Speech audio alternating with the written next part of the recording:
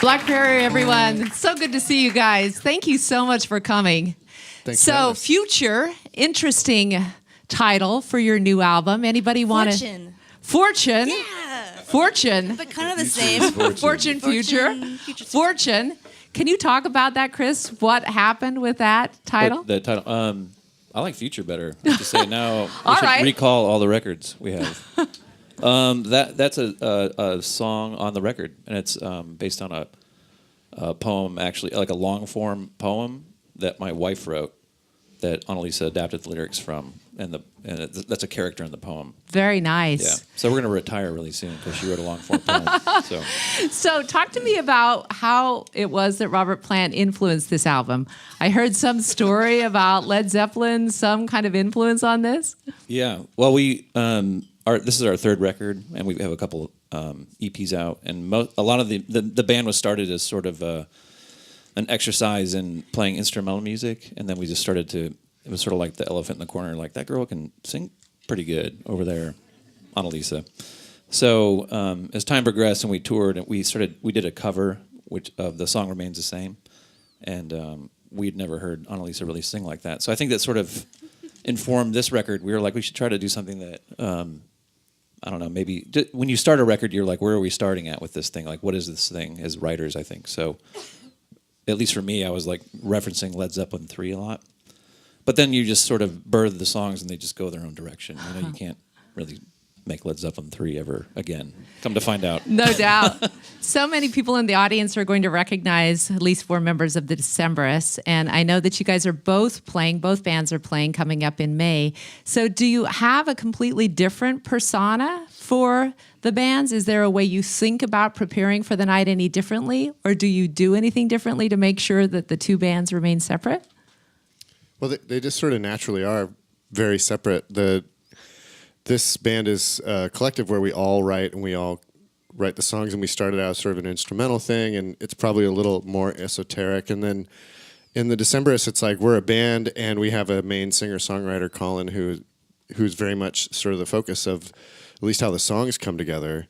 So musically, it's really different. There's definitely a lot of overlap because there's 4 of us in both bands.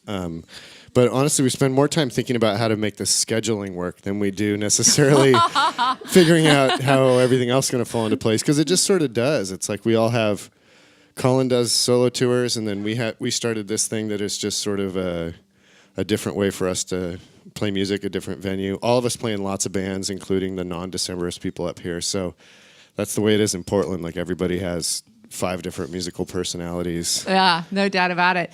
I love the idea that you guys actually allowed NPR to release your video today, and I'd be remiss if not to ask you about the background of that concept. It was beautiful, and go ahead, Chris, if you can give us some background on it. Well, if you haven't seen, we have a video that came out today, as she said, and you can watch it somewhere online, and it's shot in a taxidermist shop up on like 52nd and Foster. And I'll let the person whose concept it was speak, which it was our violinist Annalisa's idea. I was excited to make a video with deadheads, and hoping that I'm really fascinated with taxidermy, and I love the idea that they're alive and dead at the same time, and the artistry of that.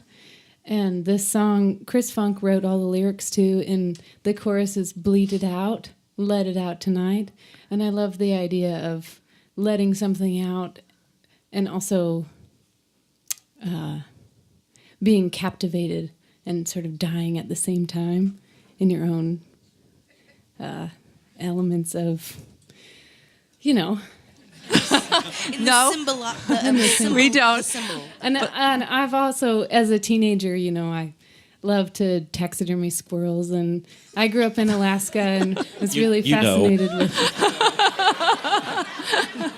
that sort of the hunting and the artistry of taxidermy, and it all came together. I can see everybody jotting down the address for future taxidermy needs, no doubt about it. They're like super sweet people up there, up at Artistic Chance. I mean, you just got to go up there and check it out. Really? Yeah. It's They don't really do pets, amazing. though, so no pets. Yeah.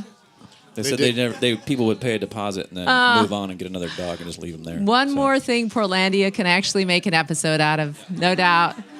Thank you again. You guys are at the Aladdin, and my God, I need glasses because it is fortune, not future. Thank you very much for being with us, Black Prairie. Yeah. Thank you.